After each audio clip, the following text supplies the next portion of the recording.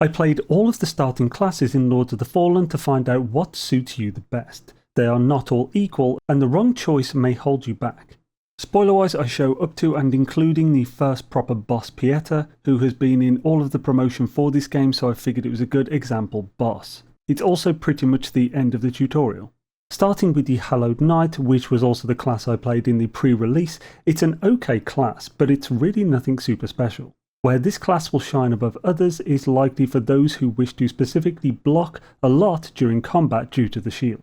You can parry with anything in this game, though I expect the weight of the attack versus the block of the item does play into it for how much poise damage the parry does as well as how much stamina you spend to parry.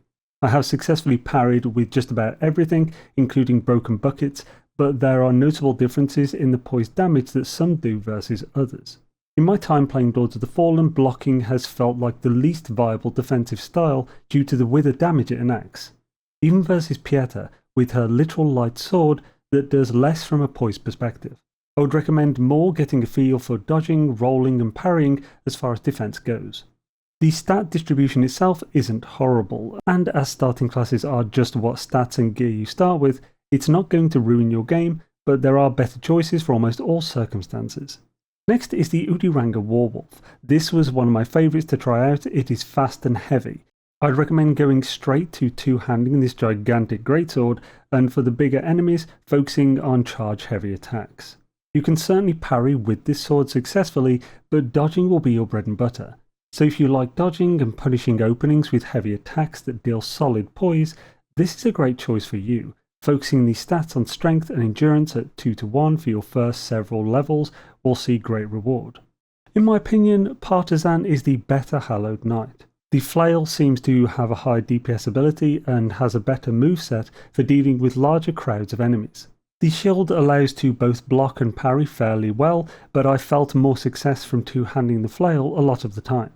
The stat distribution here is far more even and will give you a decent basic start for all but magic. A decent choice if you aren't sure how you wish to play. The Mornstead Infantry felt to me like a focus parry class. The buckler makes parrying a dream, and the spear is good one-handed for these bigger fights. Parry is most certainly on the skilled side, but you have some great opportunity to learn the timing in the tutorial and on the first proper boss Pieter. Pieter works as a fine deep end, especially if you ignore the summon help and use her to train to the fullest. You can't parry everything however, so also learn how to dodge. The Blackfeather Ranger was fun, but not something I would personally choose. Another semi-all-rounder like the Knight and Partisan, except focusing more on the finesse. Fast attacks with the axe and some defensive options with the shield. I found I preferred using it as the axe and shield setup as opposed to two-handing. The parry method suited me and the shield is decent for it. Kind of like a cross between the Knight or Partisan and the Infantry, in both methods and skill level required. For me, the Exiled Stalker was one of the most fun, as it's basically a ninja assassin. 2 daggers for weapons, super fast moves and combos, and legitimately the best class for dealing with crowds of mobs. It only took me a few tries to get Pieter down with this starter, as between combos from her you can get in up to a charged heavy and 2 to 3 fast attacks, depending on your stamina available. On that note, stamina cost for damage is pretty low on this setup, so a pretty good option all round. So much so I found it odd that the game labels it as an advanced class, though I suspect this is due to being a glass cannon, as while you can parry and barely block with the daggers, they are not at all ideal for that purpose. Stats are great too. I recommend stacking agility and endurance at 2-1 for the first several levels. The Orian Preacher is our first caster class, but it's more like a paladin class, as your primary weapon is a huge two-handed hammer. The caster part is a huge radiant stat with a single radiant spell. Of course you'll be able to get a lot more spells very quickly. The hammer is a great weapon. It's similar in use to the greatsword the Warwolf has, but it's a bit slower and more taxing on the stamina, of which you don't have a whole lot. The hammer does scale with both strength and radiance though, so you can happily continue leveling radiance without your primary weapon getting dull. The advanced label makes full sense here, as not only is the Preacher a glass cannon with a slow weapon, but using the spells will cause the uninitiated to fumble early on. This is because you have to essentially change stance of sorts in order to use the spells. You can either have ranged attacks or the Umbral Lamp active. You will need to play a bit before you get into the actions of staying aware of what you have focused and getting the key combos to use the spells to be automatic for you. Not super beginner friendly, but a really strong playstyle and starting point for those good at a steep learning curve. Add mana management to the list also, though I expect early on you'll use mostly the hammer, which I would recommend you two-hand, ignoring the shield. Later on, and not too later on, you'll have access to more offensive magic, as well as buffing, healing and defensive magic. The Pyric Cultist is in my opinion the weakest starter. It won't be weak for too long, but the start is not strong. This is due to being the most classy class, pretty much anyway, with the most meh starting damage. Inferno magic is all about pure offense. It is your primary weapon, but it also has big limitations. It was decently strong against Pieter, only taking me 2 attempts, with the first failing due to my lack of consideration for queuing up a bunch of spells as she went in for the kill. However, while it was effective and fairly easy in the end, in order to hit her enough times with the magic I had to use several consumables to refill my mana.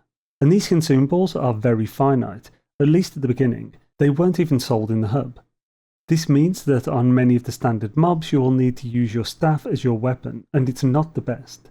Its damage is decent, but it's extremely slow and very expensive on the stamina. You'll get 2 hits in the beginning for your stamina bar, so 1 weak mob dead per bar. It requires a little skill to take on hordes early on. But if you can build on this, which is very doable, it will get much stronger as your spell catalogue increases along with your gear and stats. Definitely an advanced class. And lastly, we have my favourite and the general veteran Souls player class of choice, the Condemned. This is by far the worst start, but in a certain perspective it's also the best. As a Condemned, you start 8 to 12 levels lower than the other classes with 9 for all stats. You have tattered rags for armour and a broken bucket for your weapon. And yet, it's so damn good. The low stats are of course very low, but that gives you a clean slate to work with. This is especially important if you wish to respec later, which is a function in the game. The broken buckets are actually a great weapon. I know that's stupid, but they really are, as if you switch to a 2-hand stance, you can dual wield them. And these fist weapons are fast. The charge heavy is also decently strong and was dubbed by my chat as the double bucket butt bash, due to me always ending up behind Pieter after dodging and then uppercutting her where you frankly shouldn't be putting jagged buckets.